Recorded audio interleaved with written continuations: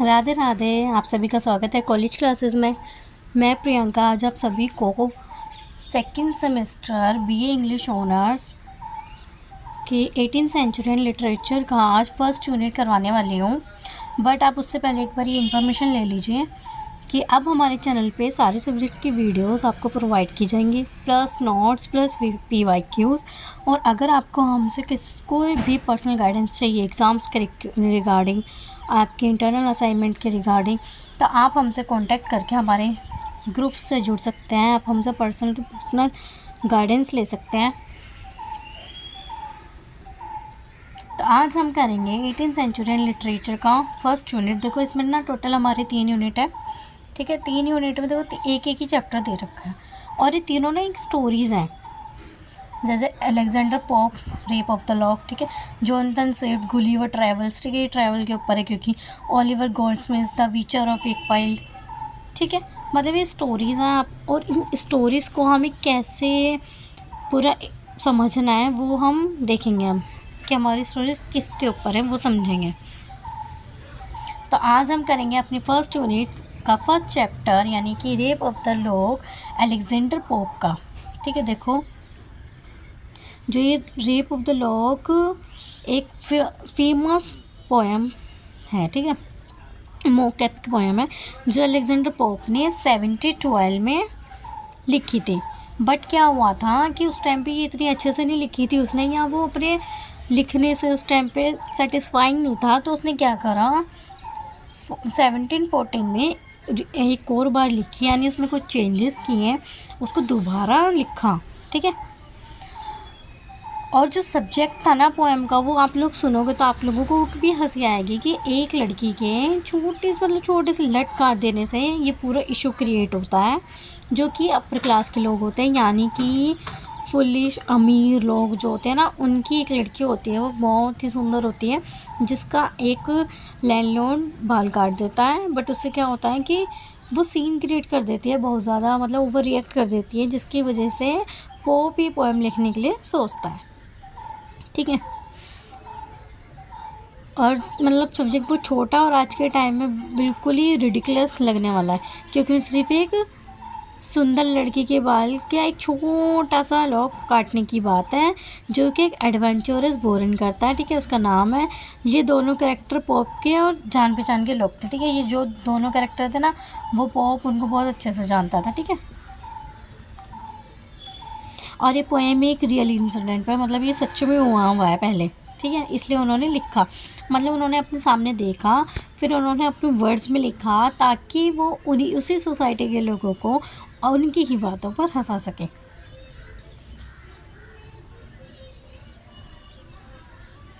ठीक है।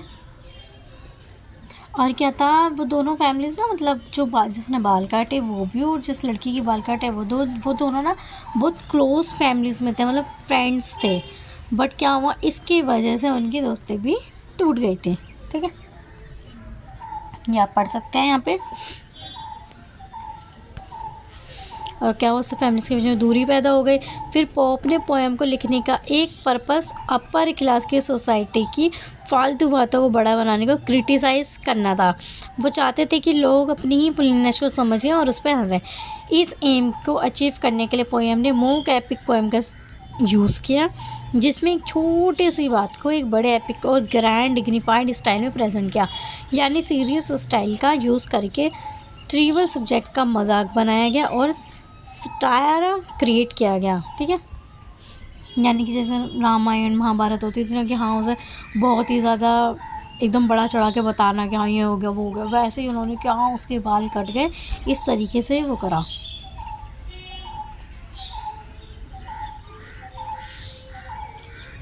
अब पोप एंड हिज टाइम,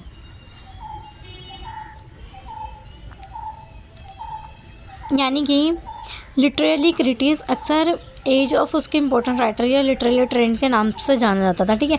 जैसे वर्ल्ड वॉर के टाइम पे एज ऑफ वर्ड में कहा जा जाता, यानी कि देखो जब जैसे टाइम पीरियड्स होते हैं ना, वैसे ही जैसे किसी किसी टाइम को हम कुछ बोलते हैं, किसी टाइम को कुछ कहा जाता है, जैसे वर्ल्ड वॉर कभी कुछ, जैसे जैसे जो हमारी सिचुएशन चल रही होती है उस टाइम को हम एक नाम दे देते हैं।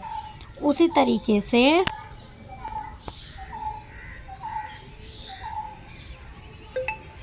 ठीक है। तो इसी तरीके से लोगों के टाइम पीरियड को अलग अलग नाम दिया जाता था।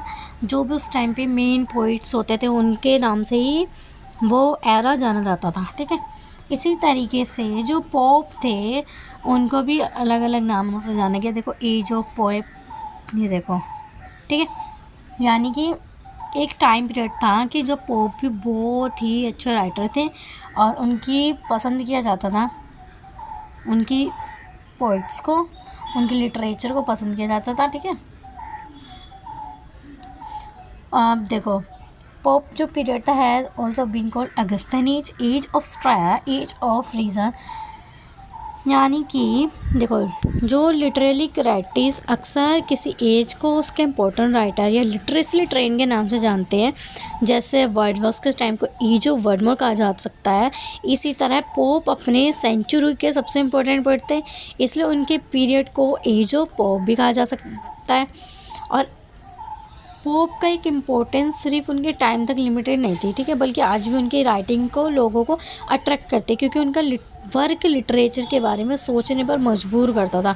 उनके पीरियड को और भी नाम दिए गए, जैसे Augustan age of satire, age of reason. इस पीरियड में लिटरेचर डीपली सोसाइटी से कनेक्टेड था। राइटर सिर्फ सोसाइटी को डिस्क्राइब नहीं करते थे बल्कि उसे करेक्ट भी करते थे, इसलिए उनके राइटिंग में रियलिज्म और स्ट्रायरा दोनों मिलते हैं।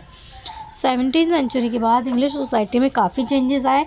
रिलीजियस पॉलिटिक्स में इंसिबिलिटी थी, इसलिए लोग हारमोनी और बैलेंस चाहते थे। इस पीरियड को एज ऑफ कॉमर्स भी कहा जाता है, क्योंकि bank of England, trading company जैसे इंस्टीट्यूशन डेवलप हुए और हर फील्ड में ऑर्गेनाइजेशन और प्लानिंग के ट्रेंड बढ़ गए, इंक्लूडिंग लिटरेचर।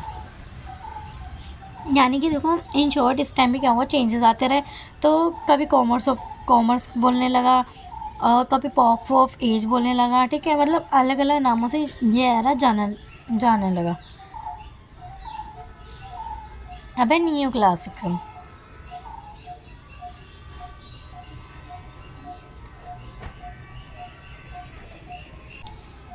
तो देखो इस टाइम पे क्या हुआ था, इस पीरियड में ना राइटर्स ने ग्रीक और रोमन क्लासिक्स को फॉलो किया, इसलिए इसे न्यू क्लासिकल पीरियड भी कहा जाता है। इसका मेन एम था ऑर्डर, क्लियरिटी, बैलेंस लाना। क्लियरिटी का मतलब था सिंपल और क्लियर लैंग्वेज बिना अननेसेसरी कॉम्प्लेक्सिटी के। बैलेंस के मतलब था इमोशनल ओपिनियंस में एक्सट्रीम्स अवॉइड करना। लिटरेचर का पर्पस सिर्फ एंटरटेन नहीं था बल्कि मोरल वैल्यूज़ जैसे ड्यूटीज़, जस्टिस और इंटीग्रिटी को प्रमोट करना भी था। इस पीरियड में एक इंटरेस्टिंग बात ये थी कि राइटर स्टेट के अगेंस्ट होते हुए भी सोसाइटी को इम्प्रूव करना चाहते थे। ऑलमोस्ट सभी राइटर स्ट्राइरिस्ट था और उनका एम था कि सोसाइटी के मोरल बिहेवियर को करेक्ट करना। पोप खुद एक कॉम्प्लेक्स पर्सनैलिटी थे, उनके बारे में अलग अलग लोगों की अलग अलग ओपिनियंस थी। कुछ लोग उन्हें हार्श बोलते थे और कुछ लोग उन्हें जर्नलिस्ट बोलते थे, कुछ लोग इंसान कहते थे। और ये सब दिखाते थे कि पोप एक इंटरेस्टिंग और मल्टी डायमेंशनल पर्सनैलिटी थी। यानी कि इस टाइम पे क्या था कि रोमन और ग्रीक जो कल्चर थे ना वो वापस आ रहा था। ठीक है। और उसमें लोग अपना योगदान भी दे रहे थे कि मतलब उसमें जुड़ रहे थे लोग।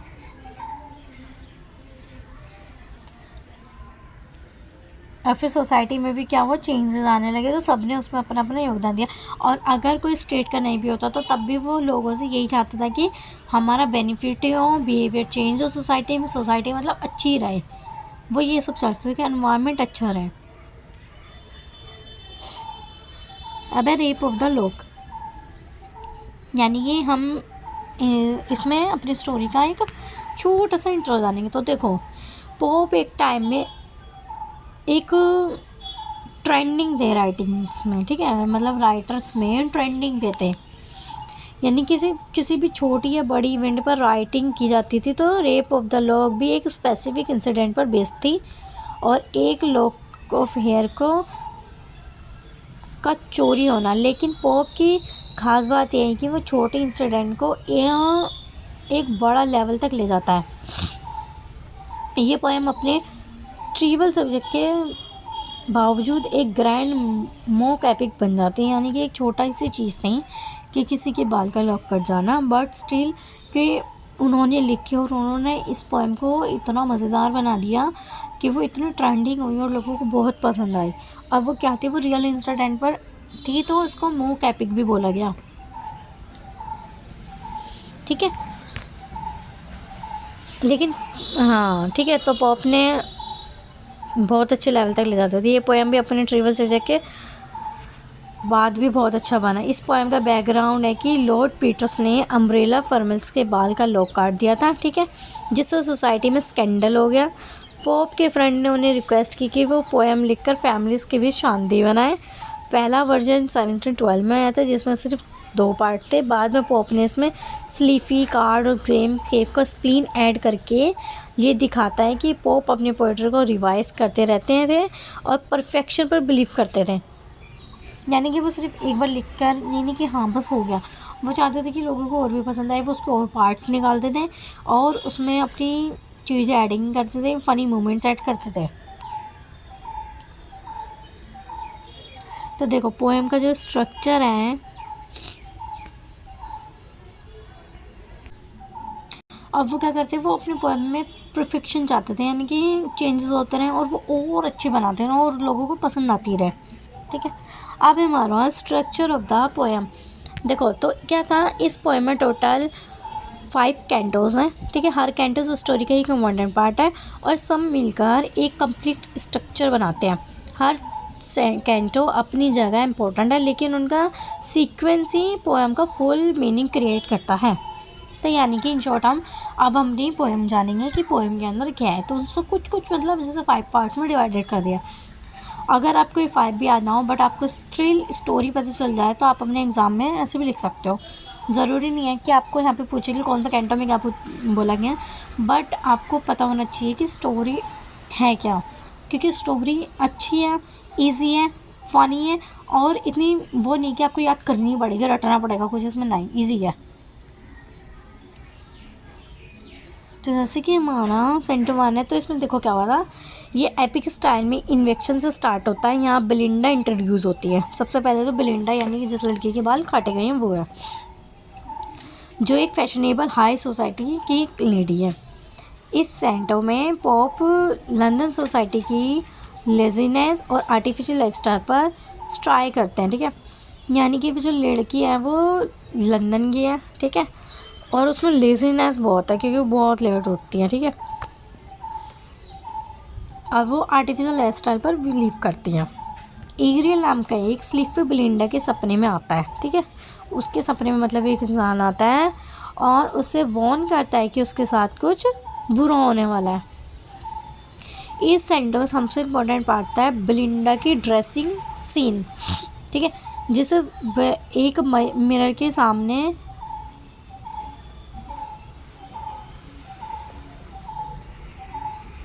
जहाँ पर वो तैयार हो रही होती है, तो मतलब वहाँ पे बोला गया है कि वो युद्ध के लिए तैयार हो रही है, मेकअप कर रही होती है, तो वो ठीक है, तो उसको ये बोला कि वो प्रिपरेशन हो रही है वॉर के लिए, ठीक है। और ये मोक एपिक स्टाइल है, बेस्ट एग्जांपल है। एंड में सस्पेंस क्रिएट होता है कि बेलिंडा की वैनिटी क्लियर शो होती है, ठीक है। अब जो हमारा सेंटर 3 है,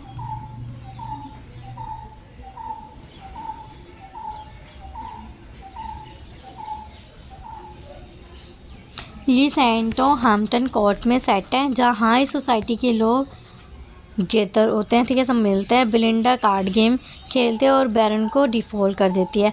गेम का एपिक बैटल की तरह डिस्क्राइब किया गया है।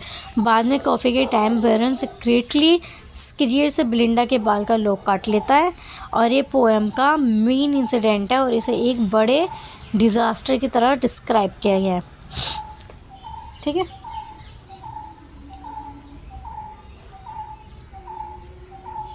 मतलब मैं आपको इम्पोर्टेंट बता रही हूँ बिकॉज ये बुक से लिया गया, तो ये पॉसिबल नहीं है कि मैं आपके सामने यहाँ पे सब कुछ पढ़ूँ। जो मेन पॉइंट्स थे वो मैं आपको बता रही हूँ जिससे आपको भी इजीली समझ आ सके, ठीक है। तो 4th में होता है कि इन सेंटों में बेलिंडा का इमोशनल रिएक्शन दिखाया गया है, ठीक है। अम्ब्रियल नाम के गिनोवा केव के स्प्लीन में जाता है और वहाँ से सैडनेस, एंगर और इमोशनल ले आता है। बेलिंडा और ज़्यादा इमोशनल हो जाती है और अपने लोग के लॉस पर रिएक्ट करती है, ठीक है। और फिर इस सेंटर में क्लिसा का स्पीच है जिसमें वो बताते हैं कि ब्यूटी टेम्परेरी होती है और गुड साइंस ज़्यादा इम्पोर्टेंट है, लेकिन उसकी बात कोई नहीं मानता और बेलिंडा बैरन के बीच फाइट हो जाती है। एंड में लोग वापस नहीं मिलता, बाकी स्काई में एक स्टार बन जाता है जिससे बेलिंडा की ब्यूटी के इमोशनल हो जाती है। तो देखो स्टोरी को 5 पार्ट्स में डिवाइड किया गया। फर्स्ट में हमें ये बताया गया है कि बेलिंडा कौन है, ठीक है। बेलिंडा एक लेडी है जो कि लेजीनेस है, फुल लेजीनेस है, वो बहुत सुंदर है।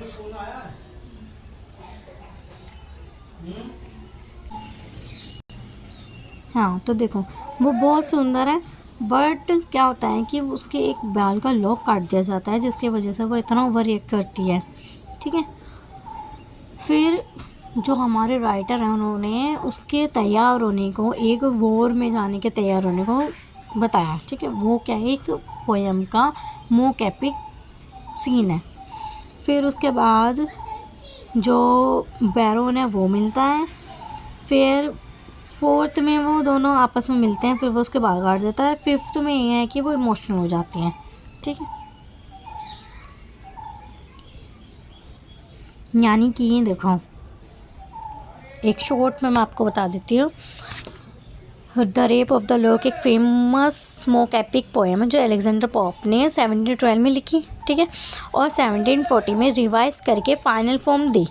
इस पोएम का सब्जेक्ट बहुत ही छोटा और अजीब लगने वाला था क्योंकि इसमें सिर्फ एक लड़की के बाल का एक छोटा सा लॉक काटने की बात है, लेकिन पॉप ने इस छोटे से इंसिडेंट को इतने ग्रैंड एंड एपिक स्टाइल में लिखा है कि यह एक बड़े एपिक जैसा लगता है। ये इंसिडेंट एक्चुअली रियल लाइफ पर बेस्ड था जहाँ एक यंग लैंडलॉर्ड ने एक लड़की के बाल का लॉक काट दिया था और इस छोटी सी बात की वजह से 2 फैमिलीज़ के बीच क्या हुआ, सीरियस झगड़ा हो गया।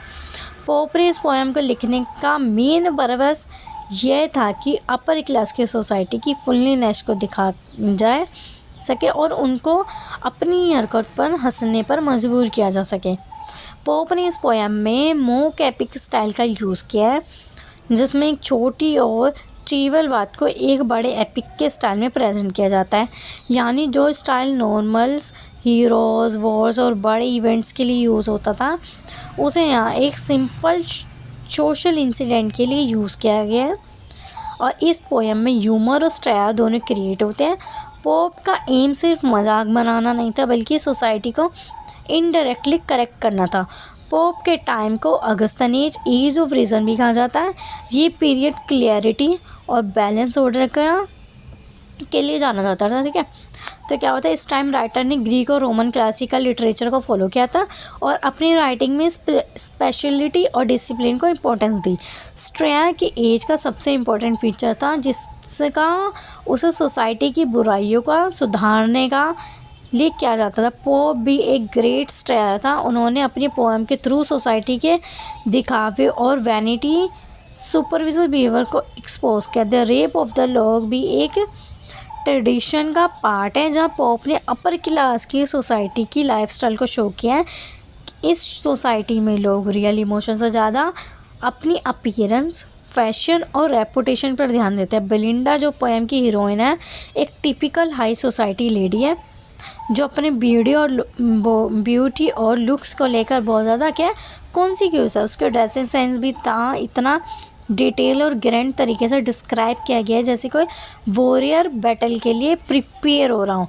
ये सब एक्चुअली स्ट्रेया है जो दिखाता है कि सोसाइटी कितनी सुपरफिशियल हो गई है।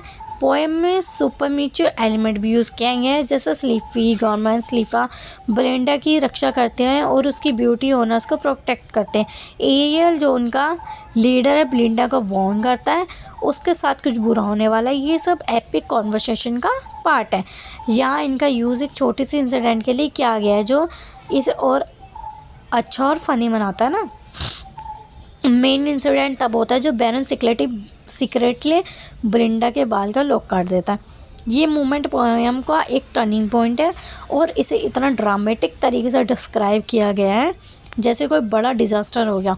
बेलिंडा का रिएक्शन था, जो रिएक्शन था वो एग्जीक्यूटेड था, जैसे स्ट्रा का स्टोर हो जाता है, और एज ऑफ सेंटर्स में बेलिंडा का इमोशन रिएक्शन, ठीक है, उसकी एंगर,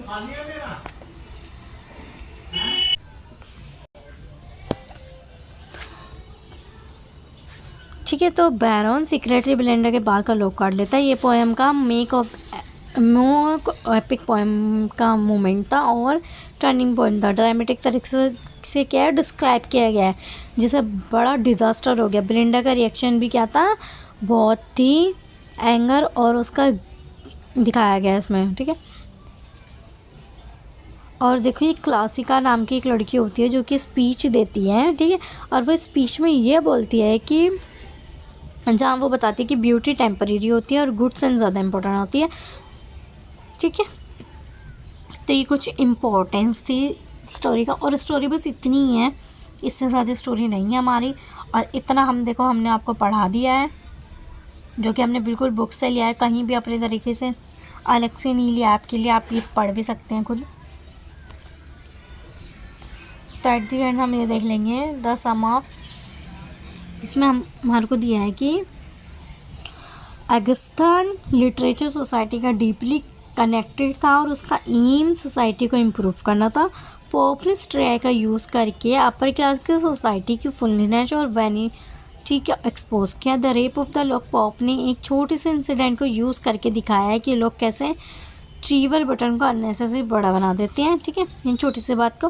पोएम का एंड थोड़ा वैसा है क्योंकि लोग वापस नहीं मिलता, लेकिन बेलिंडा की ब्यूटी मैच्योर हो जाती है।